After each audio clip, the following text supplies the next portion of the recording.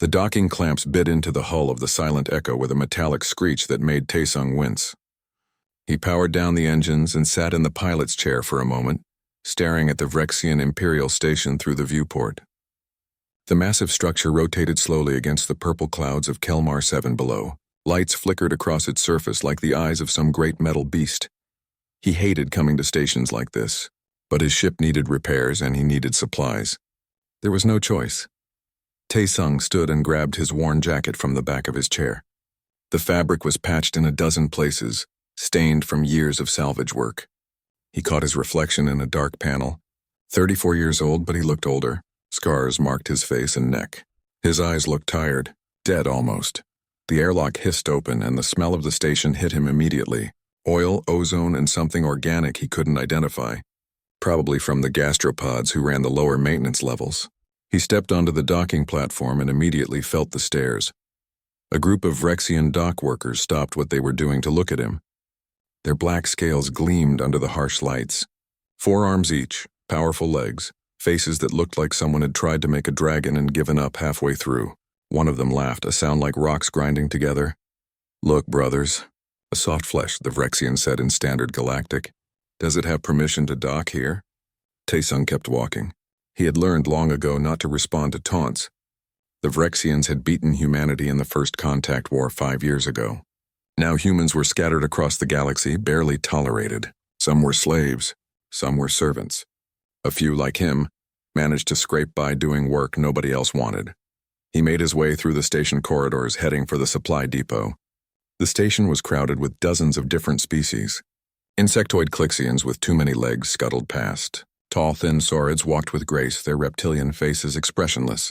Groups of Vrexian soldiers moved through the crowds like they owned everything, because they did. At the supply depot, a small Clixian merchant named Scritch greeted him with clicking mandibles. "Hi, Taesung. Back so soon?"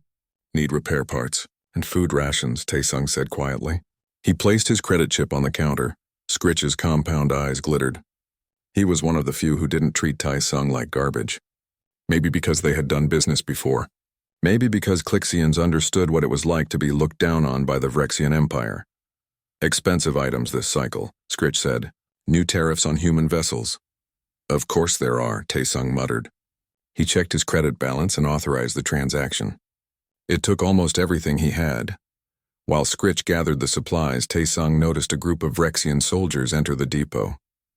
They were led by a massive captain with scales darker than the others. His armor was decorated with kill marks. Taesung recognized the pattern. This one had killed humans before. Many humans. The captain's eyes locked onto Taesung immediately.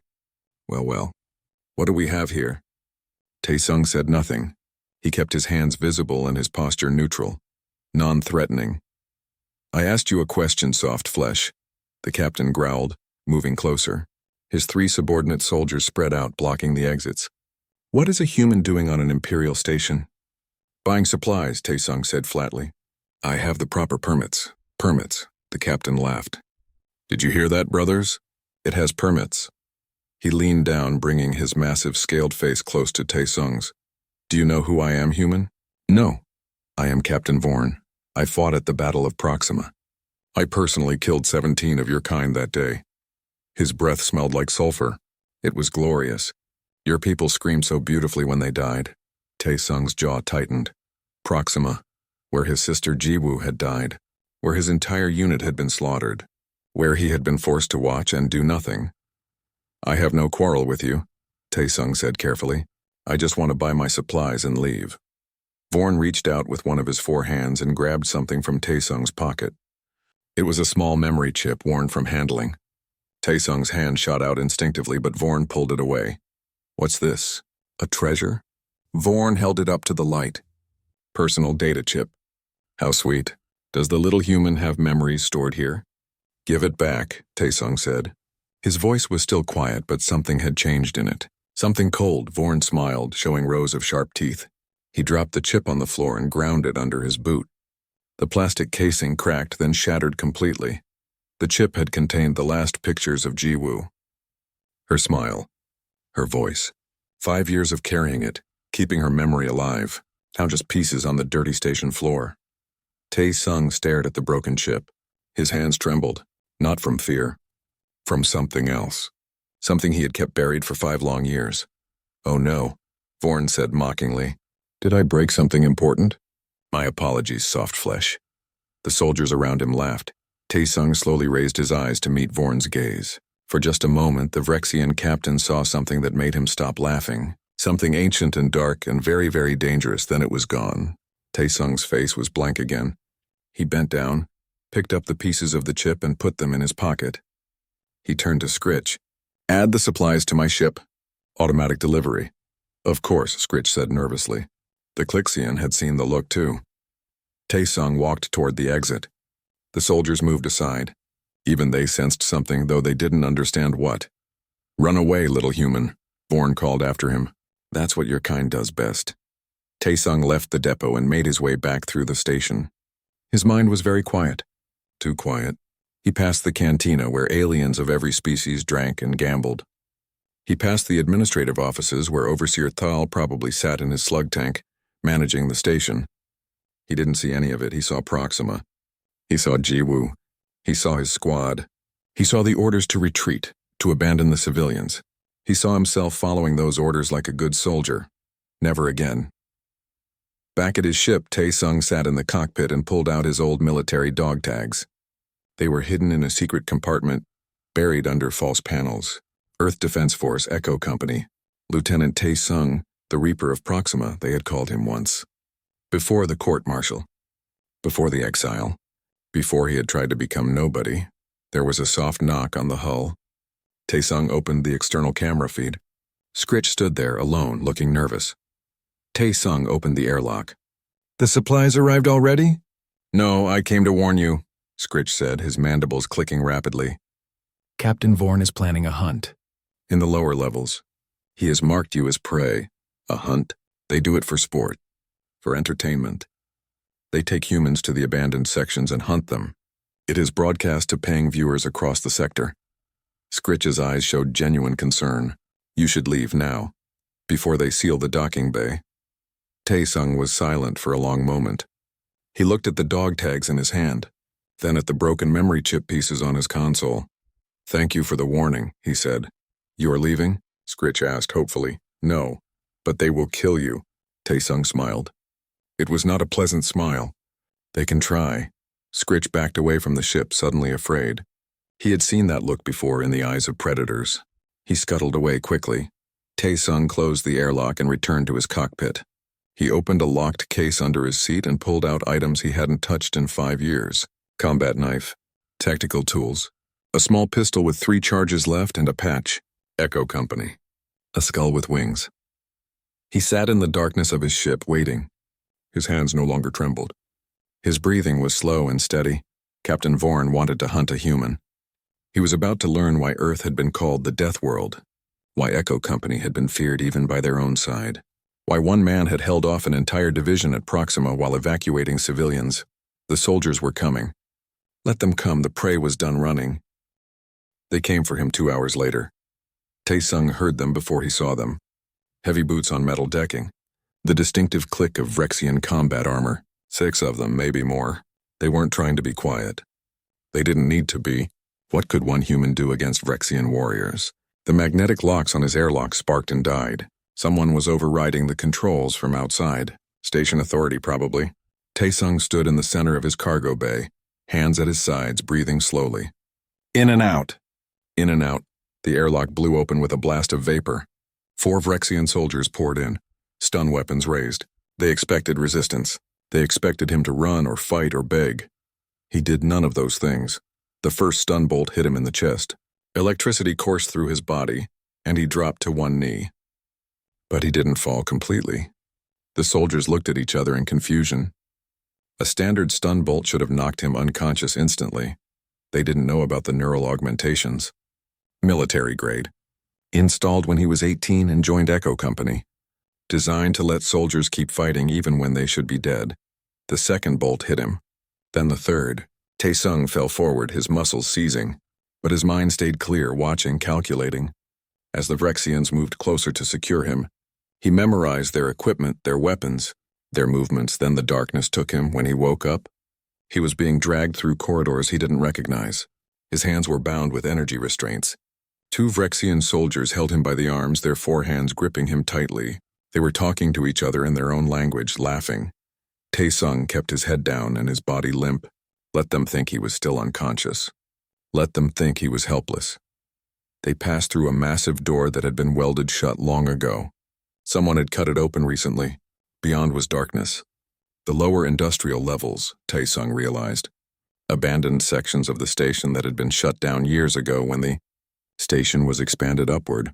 Perfect place for a hunt. The soldiers threw him into a large chamber that might have once been a cargo hold.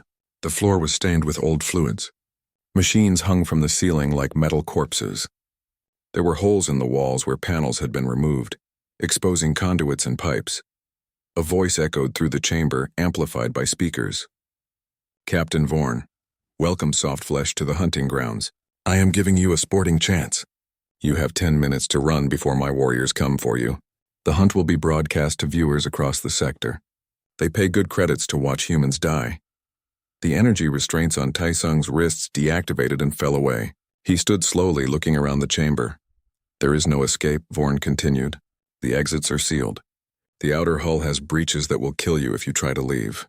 You can run, you can hide, but eventually my warriors will find you, and then you will die, just like your sister died at Proxima, just like all your kind will eventually die. Taesung said nothing. He walked to the nearest wall and touched it, feeling the vibrations. The station's power grid ran through here. The environmental systems, the gravity generators, everything was old, barely maintained, but functional. 10 minutes, human. Better start running. Taesung didn't run. He walked deeper into the industrial maze, his eyes adjusting to the darkness. Emergency lights flickered every 100 meters, casting pools of red light in the shadows. He moved quietly, his footsteps barely making sound. 3 corridors in, he found what he was looking for. Scratches on the wall. Words carved with something sharp. Human words. They took us from the transport ship. 13 of us. I am the last. My name is Haewon. If anyone finds this, tell them we fought. Below the words was an arrow scratched roughly into the metal. Taesung followed it. 2 corridors later, he found the cache. A panel had been removed from the wall, and inside was a small collection of items. A piece of sharp metal, a roll of wire, a small welding torch with maybe 5 seconds of fuel left, and a map drawn on a piece of cloth. It showed the industrial section layout, marked with safe paths and dangerous areas. Haewon had survived long enough to prepare for the next victim. Maybe she was still alive somewhere in the station. Taesung took everything from the cache.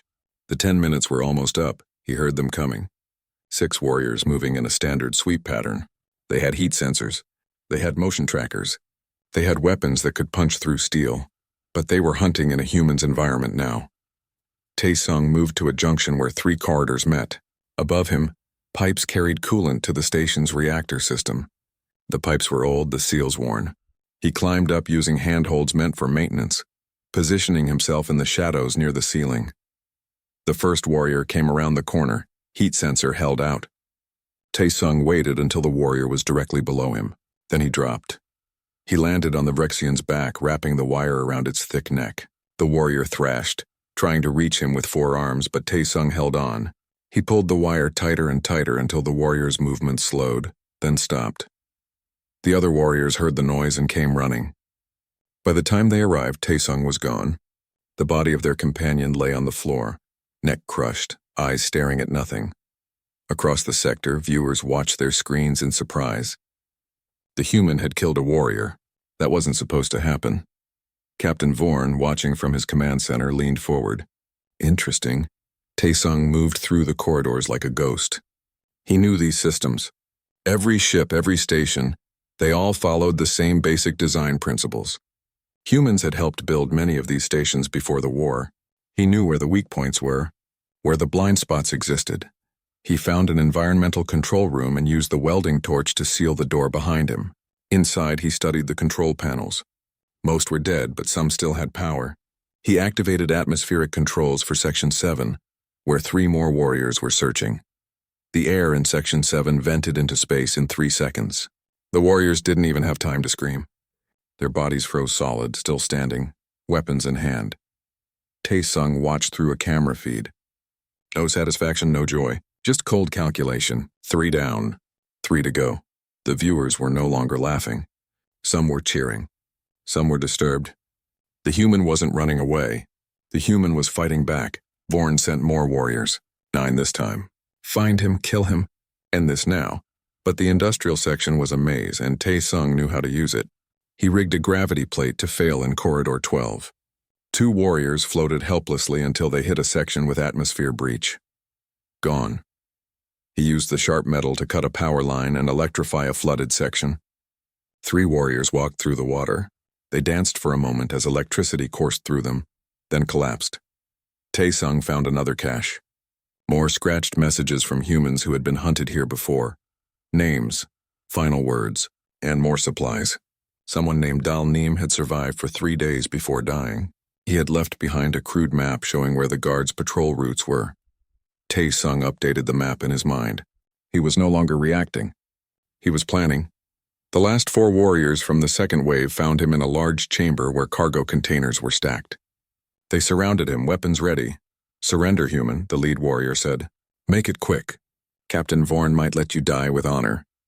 Tae-sung looked at them calmly. Then he pressed a button on a control panel he'd been holding. The cargo containers were magnetic. When he reversed the polarity, they flew across the room like missiles. 2 warriors were crushed instantly. The other 2 were pinned against the wall. Tae-sung walked past them, not looking back. In his command center, Vorn's scales had turned a darker shade. This wasn't entertainment anymore. This was embarrassing. How many warriors had he lost? 12, 15? "Send Braxis," Vorn ordered. "Tell him to take his tactical squad. No more games. I want that human dead." Lieutenant Braxis was the finest tracker in Vorn's unit.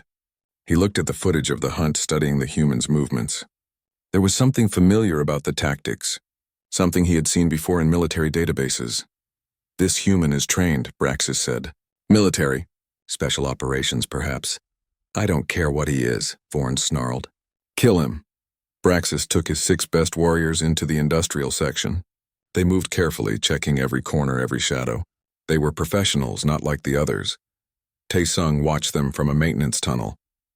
These warriors were different. They moved right. They checked angles. They covered each other. He would need to be smarter. He led them deeper into the section to where the hull was weakest, to where breaches in the outer wall exposed rooms to vacuum. He moved from room to room through maintenance shafts, always staying ahead of them. Then he waited in a room with one entrance. When Braxis's squad entered, weapons ready, they found him standing in the center. No weapon, no cover, just standing there. "Surrender?" Braxis asked. "No," Tae-sung said. "Just getting your attention." He pressed a button on a remote he'd built from spare parts. The explosive charge he'd rigged blew the outer wall open. The atmosphere rushed out into space, pulling everything with it. Tae-sung had anchored himself to a support beam. The warriors weren't ready. 3 of them were sucked into the void before they could react. Emergency doors slammed shut, sealing the breach. Braxis and his remaining warriors stared. Tae-sung found the prison cells by accident. He was moving through the lower section, searching for another way to reach the docking bays, when he heard crying. A child's voice, human. He stopped. Every instinct told him to keep moving, to focus on survival, to escape. But that voice pulled at something deep inside him, something he thought he had buried with Jiwoo. The crying came from behind a sealed bulkhead door. Tae-sung examined the lock. Military grade. Biometric scanner. He pulled a piece of equipment from one of the dead warriors and rewired it, tricking the scanner into thinking Vrexian DNA was present. The door hissed open. The smell hit him first. Unwashed bodies, fear, desperation. The room beyond was dark except for a few emergency lights. As his eyes adjusted, he saw them. Dozens of humans, maybe 50, maybe more, all ages, sitting in cages barely large enough to stand in. A little girl stood at the front of the nearest cage. Maybe 7 years old, dark hair, wide eyes. She looked exactly like Jiwoo had at that age. "Are you here to hunt us too?" the girl asked quietly. Tae-sung felt something break inside his chest. "No, I'm here to help." That's what the last one said. Before they took him. She pointed at a dark stain on the floor. "They took him yesterday." An older man in the back of the room spoke up. His voice was rough, broken. You're the one they're hunting on the screens. We've been watching. You're still alive. What's your name? Taesung asked the girl. Yuna. Yuna, I'm Taesung. I'm going to get you out of here. All of you. They said that before, Yuna whispered. Nobody ever does, an older woman pushed forward. She was thin, her face bruised. There's no way out. The doors are locked. The guards come every few hours. There are too many of them. How many prisoners? Taesung asked. 47, the woman said. We were taken from refugee ships. Transport vessels. Some of us have been here for months.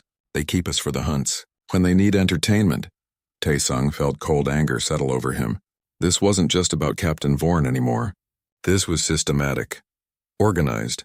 They were farming humans for sport. Is there anyone named Haiwan here? He asked. The woman's eyes widened. She was here. They took her last week for a hunt. She didn't come back. Taesung looked at the caches, the messages, the maps. Haiwan had survived her hunt. She had left those supplies. But where was she now? A man in the corner coughed, the sound wet and painful. He was older, maybe 60, with gray hair and scars covering his arms. He looked at Taesung with knowing eyes. You're military, the man said. It wasn't a question, was what unit? Echo Company. The room went silent. Even the crying stopped. Everyone knew that name. Echo Company. The ghost unit. The ones who had held Proxima long enough to evacuate 10,000 civilians before being wiped out. Echo Company died at Proxima, the woman said. Not all of us. Taesung turned to leave. I'll come back. I promise. But first I need to finish this. Wait, the old soldier said. His name was Dalnim. If you're going after the guards, you need to know the layout. I was a station engineer before the war. I know these systems. Dalnim struggled to his feet, and Taesung saw the extent of his injuries. Torture marks, burns, broken fingers that had healed wrong. I'm dying anyway, Dalnim said quietly. Internal bleeding. Maybe 2 days left. Let me help you. Give my death meaning. Taesung wanted to refuse, wanted to do this alone. But he saw the determination in Dalnim's eyes. The need to fight back even at the end. Tell me about the security systems, Taesung said. Dalnim smiled. Get me out of this cage and I'll tell you everything. Taesung broke the lock on Dalnim's cage using a piece of metal he'd taken from a warrior's armor. The old man stumbled out and Yuna immediately moved to support him. You're hurt, she said softly. I'm old. There's a difference. Dalnim looked at Taesung. The main security hub is 3 levels up. It controls all the doors, cameras, atmospheric systems. If you take that, you control the entire lower section. Guards, always 6. Phyrexian, armed with plasma rifles. They rotate every 8 hours. Next rotation is in 40 minutes. Can you help these people if I give you access? Dalnim nodded. Give me a working terminal and I can open every door in this section. But they'll know immediately. Every alarm will sound.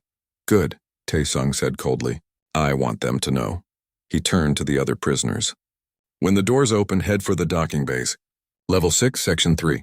There are civilian ships there. Get on them. Get away from this station. They'll kill us before we get there, someone said. No, Taesung said. They'll be too busy dealing with me. Yuna grabbed his hand. Don't leave us. He knelt down to her level. Yuna, I need you to be brave. Can you do that? Can you help the others get to the ships? She nodded, tears streaming down her face. Good. Now let me go to work. Taesung left the prison, Dalnim following slowly behind. They moved through the corridors, the old man pointing out security blind spots, ventilation shafts, maintenance tunnels. Information he had kept in his head, hoping someday it would be useful. They reached a junction where they could see the security hub entrance. 6 guards, as Dalnim had said. But there was something else. A 7th figure. This one was different. Taller than the others. Armor that looked ancient, decorated with symbols Taesung recognized warrior caste. The elite. That's Kralthor, Dalnim whispered. He's Vorn's champion. A true warrior. Not like the others. He fights with honor. Honor, Taesung repeated bitterly. They cage children and call it honor. He's different. I've watched him. He doesn't approve of the hunts. He follows orders, but he doesn't like it. Taesung studied Kralthor.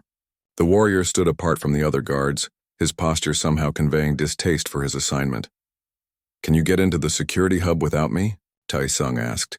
If you can get me past those guards, yes. Then wait here. Taesung walked into the open. No sneaking, no hiding. He stood in the middle of the corridor, hands empty, and stared at Kralthor. The guards raised their weapons. Kralthor held up one hand, stopping them. He walked forward slowly, studying Taesung. "You are the human causing Captain Vorn so much trouble," Kralthor said. His voice was deep and measured. "You fight well. You have killed many warriors. They shouldn't have hunted me. No, they should not have." Kralthor looked back at the security hub. "I serve Captain Vorn, but I do not agree with this practice.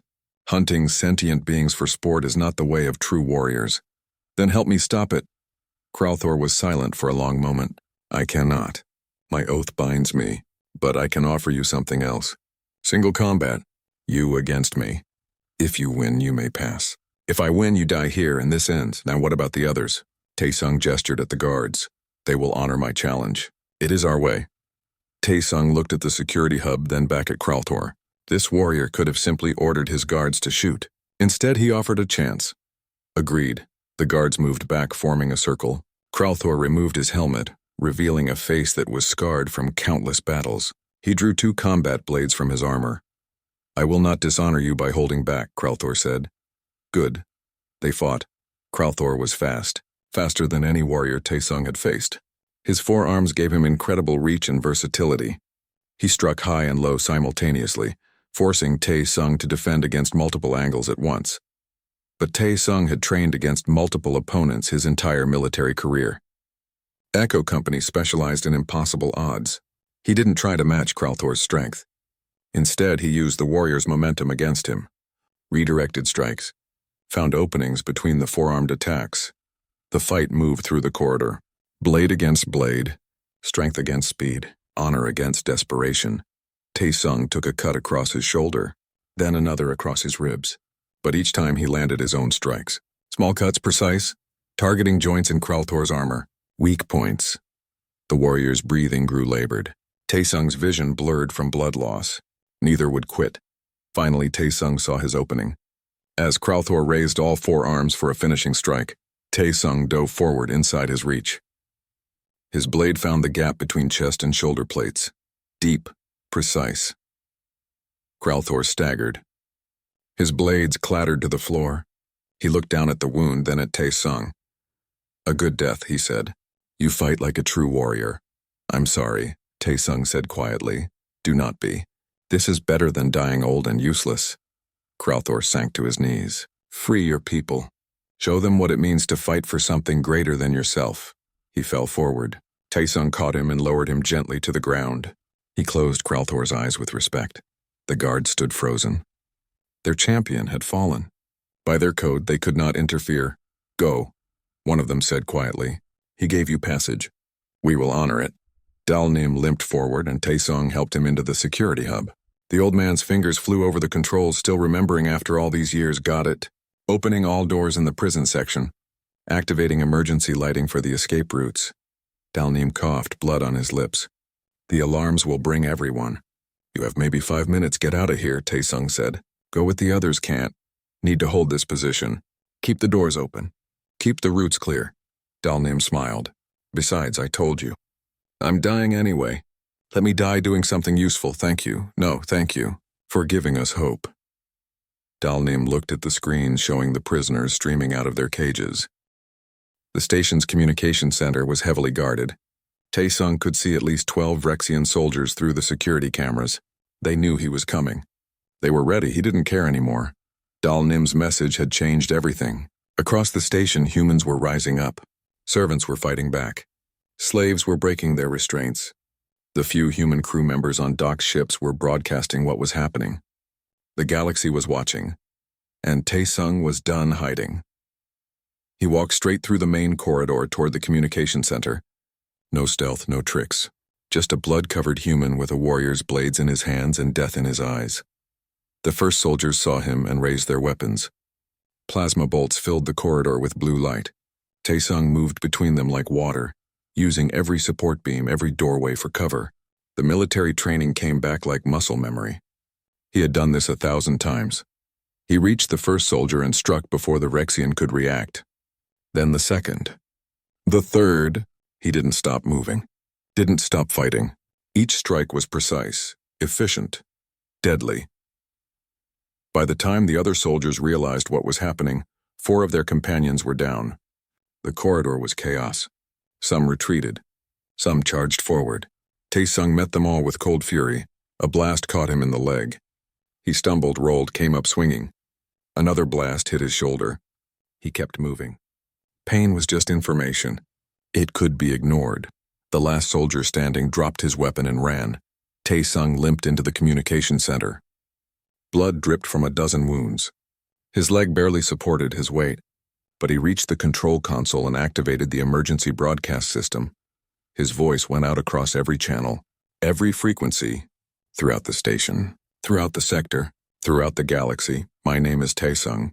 I am human. I am a former soldier of Earth Defense Force Echo Company. For 5 years I ran, I hid. I tried to forget what I was. What we all are. He looked directly into the camera, his face a mask of blood and determination.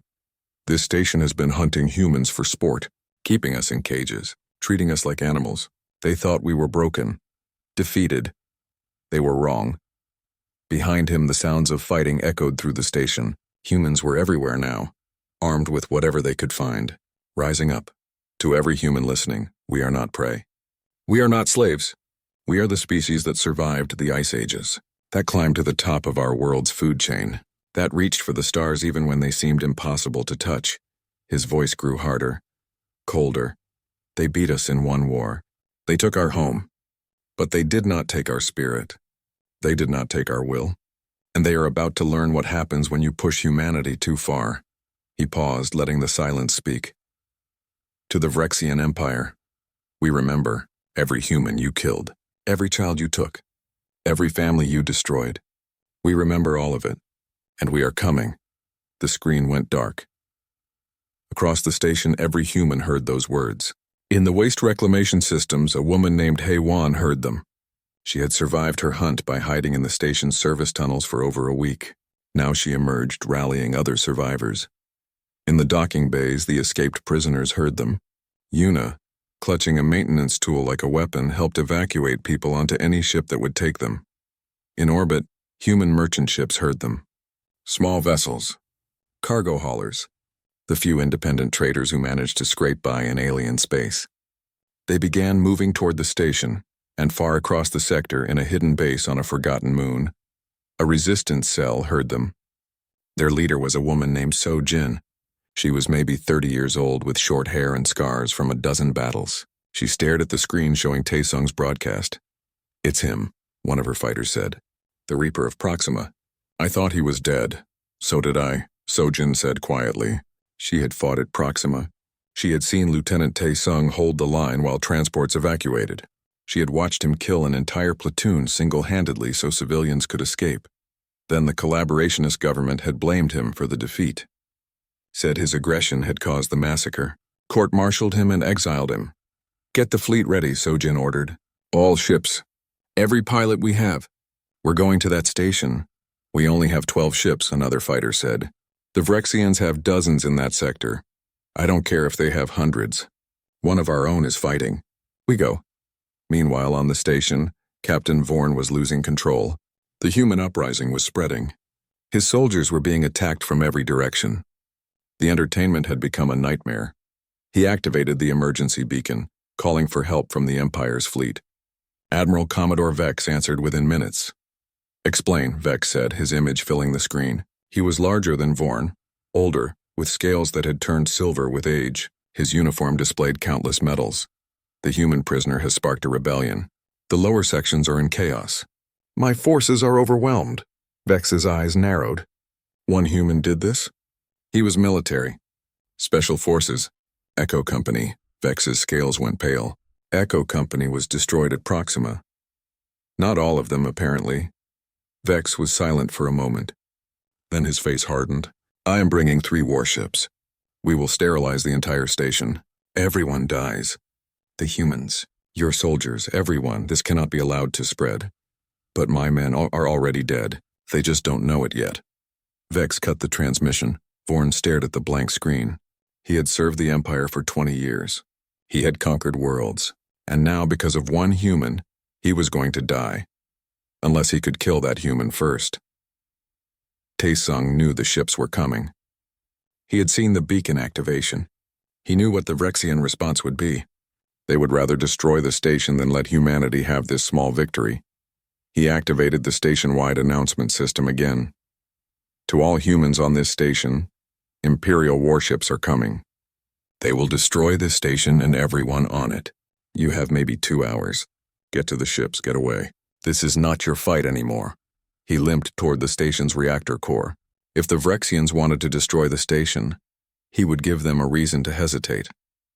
The reactor core was massive, 3 stories tall, pulsing with enough energy to power the entire station. Security systems protected it, automated defenses. But Taesung had the access codes now. Dalnim had given him everything before he died. The old engineer had held the security hub for 30 minutes after Taesung left. He had kept the escape routes open. He had guided the prisoners through the safest paths. And when Vorn soldiers finally broke through, he had set off the hub's self-destruct, taking them all with him. A soldier's death, an honorable death. Taesung reached the reactor core's control room. He began the shutdown sequence, then the restart sequence, then shut it down again. The reactor's safety systems screamed warnings. The core was becoming unstable. If it exploded, it would destroy the station and anything within 5 kilometers, including Vex's warships if they got too close. Taesung activated the communication system one more time. This time he targeted the Imperial fleet. Commodore Vex, my name is Taesung. I am currently at the reactor core. I have made it unstable. If you fire on this station, we all die. Your ships included. Vex's face appeared on the screen. You are bluffing. Humans do not have the will for mutual destruction. You keep making assumptions about humans. You keep being wrong. Taesung's hand moved over the controls. I have overridden the safety systems. The reactor will breach in 90 seconds, or I can stabilize it. Your choice. You are trapped. There is no escape for you. I know, but your ships are valuable. How many warriors are on those 3 warships? 3,000? 4,000? Are they worth dying to kill one human? Vex's jaw tightened. He was calculating odds, weighing options. What do you want? Safe passage for every human on this station. Your word as a warrior of the Empire that they will not be harmed. And you? I'll stabilize the reactor. Then you can kill me if you want. But they go free. Vex studied him carefully. You would trade your life for theirs? Without hesitation, something changed in Vex's expression. Respect, perhaps. Or just calculation. Agreed. The humans may leave. You have my word. Taesung didn't believe him. But it didn't matter. He had bought time. That was all that mattered. He turned to the reactor controls and began stabilizing the core. It was delicate work. One wrong command and the whole thing would blow anyway. That's when Vorn arrived. The captain burst into the reactor control room with his personal guard. 4 soldiers. They surrounded Taesung, weapons raised. Step away from the controls, Vorn ordered. Taesung didn't move. His hand hovered over the emergency release. If you shoot me, my hand drops. The reactor explodes. We all die. Then we all die. Vorn raised his weapon. You have humiliated me. Killed my warriors. Destroyed my station. I will not let you walk away. Your commander gave his word. The humans go free. His word, not mine. Vorn's finger tightened on the trigger. The door behind him exploded inward. Sojin's resistance fleet had arrived. A dozen human fighters poured into the control room, weapons blazing. Vorn's guards fell in seconds. Sojin herself put a plasma bolt through Vorn's chest. He staggered, looking down at the wound in disbelief. For Proxima, Sojin said coldly. For every human you killed, Vorn collapsed. Sojin turned to Taesung. Lieutenant, it's good to see you again. Captain, Taesung said. Recognition dawned. The resistance fleet moved through hyperspace, a ragged collection of ships held together by hope and desperation. Taesung stood on the bridge of Sojin's flagship, a modified cargo hauler called New Dawn. Through the viewport, he could see the other vessels. 12 ships, maybe 300 people total. Against an empire, it should have felt hopeless. Instead, it felt like the beginning of something. Medical bay is overwhelmed, Sojin said, checking reports on her tablet. We rescued 73 people from that station. Most are malnourished. Many have injuries. Some have been prisoners for over a year. Taesung thought of Yuna, who was sleeping in the crew quarters. The girl had refused to leave his side until exhaustion finally claimed her. "How many fighters do we have?" he asked. "Maybe 40 who can actually fight. The rest are civilians, refugees, people who just want to survive." So-Jin looked at him. "We're not an army, Taesung. We're barely a resistance cell. Proxima started with 12 soldiers holding a hospital," Taesung said quietly. "Armies start somewhere." A priority message came through on the communication system. So-Jin activated it. The image showed a man in an expensive suit. Human Ambassador Quan, representative of the collaborationist government on occupied Earth. "This is Ambassador Quan to the vessel New Dawn. You are ordered to return to designated human territory immediately. Your actions have endangered peace negotiations with the Vrexian Empire. Surrender the individual called Taesung for trial." So-Jin started to respond, but Taesung put a hand on her shoulder. He activated his own microphone. "This is Taesung. I answer to Earth Defense Force Command, not collaborators who sold out their own people." Quan's face reddened. "The war is over. Earth surrendered. Your resistance only causes more suffering. Think of the innocent lives you are endangering." "I am thinking of them. That's why I'm not stopping." Taesung leaned closer to the camera. "Tell your Vrexian masters that humanity remembers. Every life they took. Every family they destroyed. We will never forgive. We will never forget. And we will never stop coming." He cut the transmission. So-Jin smiled. "That's going to cause problems." "Good." Over the next few days, those problems multiplied. The broadcast from the station had spread across the galaxy like fire. Human enclaves saw it and began organizing. On occupied Earth, sabotage attacks increased by 300%. Vrexian supply lines were disrupted. Communication arrays went dark, and more ships joined the resistance. One at a time at first, then in groups, old cargo vessels, mining ships, even a few military vessels whose crews had deserted the collaborationist forces. Within 2 weeks, So-Jin's fleet had grown from 12 ships to 47, but the Vrexian Empire was not sitting idle. Grand Admiral Thex, Supreme Commander of the Expansion Fleet, called an emergency session of the Military Council. "Explain to me," Thex said slowly, his voice like grinding stone, "how one human has caused more damage in 2 weeks than the entire resistance did in 5 years. The assembled commanders had no good answer. Commodore Vex stood and displayed tactical data. "The human called Taesung has become a symbol. His actions have inspired uprisings on 17 worlds. Our occupation forces are stretched thin dealing with sabotage and guerrilla attacks." "One human," Thex repeated. "We defeated their entire military in 6 months. We occupy their homeworld. How is this possible?" An intelligence officer spoke up. "Our analysis shows that we underestimated human psychology. They are a social species that bonds strongly with their group. When they believe they have no hope, they submit. But when they see one of their own fighting back successfully, it triggers a cascade effect. They remember that they can resist. Then we eliminate the symbol," Thex said. "We kill this Taesung and broadcast his death. Show the humans that resistance is futile." "It may be too late for that," another commander said. "He has already become a legend. The Reaper of Proxima. Killing him might make him a martyr. Inspire even more resistance." Thex slammed his fist on the table. "Then what do you suggest?"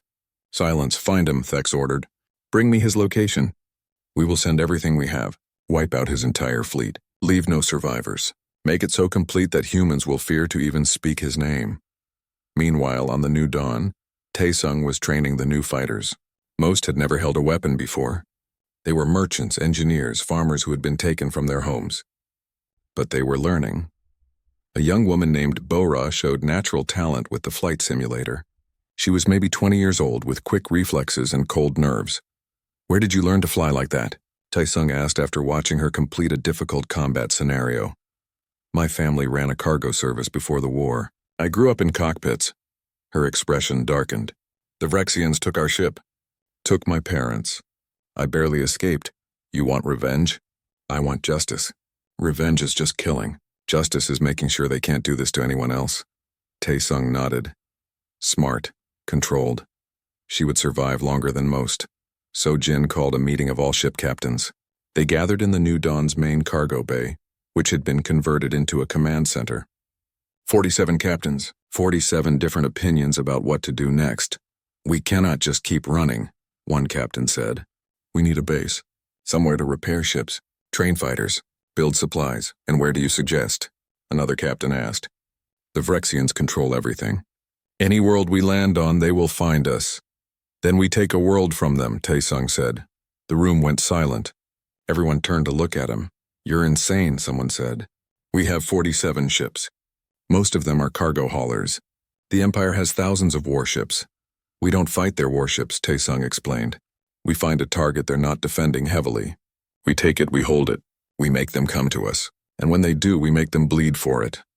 You're talking about a guerrilla campaign, Sojin said slowly. Hit and run. Make them spread their forces thin. Exactly. We can't win an open battle, not yet. But we can make occupation expensive. We can make them question whether holding Earth is worth the cost. An older captain stood. His name was Jong Ho, and he had been a naval officer before the surrender. The Vrexian supply depot at Helion 3. It's lightly defended because it's deep in their territory. They think it's safe. If we take it, we could cripple their supply lines in this entire sector. So Jin pulled up star charts. It's a 3-week journey. The station has maybe 200 garrison troops. But if we're detected before we arrive, they'll call in reinforcements. Then we don't get detected, Taesung said. We come in dark, silent running, make them think we're a cargo convoy until it's too late. The captains argued for hours. Some thought it was suicide. Others saw the opportunity. Finally, Sojin called for a vote. 32 captains voted to attack. 15 voted to keep running and hiding. Then we attack, Sojin declared. Captains who don't want to participate can leave. No judgment. The rest of us, we prepare for war. 3 ships left that night. 44 remained. The journey to Helion 3 took 18 days. They traveled through the emptiest parts of space, avoiding all major routes. They painted their ships to look like civilian cargo haulers. They practiced their approach over and over. Taesung trained the fighters relentlessly. Hand-to-hand combat, weapons training, tactical planning. He pushed them hard because he knew the truth. Most of them would die in the coming battle, but they needed to believe they could win. Yuna often sat and watched the training sessions. She was too young to fight, but she absorbed everything like a sponge. Sometimes Taesung caught her practicing the moves when she thought no one was watching. You remind me of my sister, he told her one day. What happened to her? She died at Proxima. She was a medic. She stayed behind to help wounded civilians evacuate. The Vrexians killed everyone. Yuna was quiet for a moment. Is that why you fight? Part of it. But mostly I fight because no one else should lose their sister, their brother, their family. He looked at her seriously. That's what war is, Yuna. Protecting the people who can't protect themselves. I want to fight too. When I'm older. I hope you never have to. I hope we win this war before you're old enough. Do you think we can win? Taesung thought about the question honestly. 44 ships against an empire. It should be impossible. Yes, he said. I think we can win. Because they don't understand what they're fighting. They think we're fighting for territory, for resources, for power. But we're fighting for something much simpler. We're fighting to exist, to be free. And people fighting for their existence never give up. On the 18th day, they reached Helion 3. The supply depot hung in space like a massive warehouse, orbiting a dead moon. Dozens of cargo ships moved around it like insects. The garrison was relaxed, confident. They had no reason to expect an attack here. Sojin's fleet approached slowly, broadcasting civilian identification codes that Jong Ho had forged. The depot's traffic control directed them to docking ports. They're buying it, Sojin said quietly. We're in range. Taesung stood at the tactical station watching the displays. Wait until all ships are in position. We only get one chance, the last ship docked. Taesung counted to 3. Then he gave the order. Now. The cargo bays of every ship opened simultaneously. Hundreds of fighters poured out. Armed with whatever weapons they had managed to acquire, they stormed the docking bays.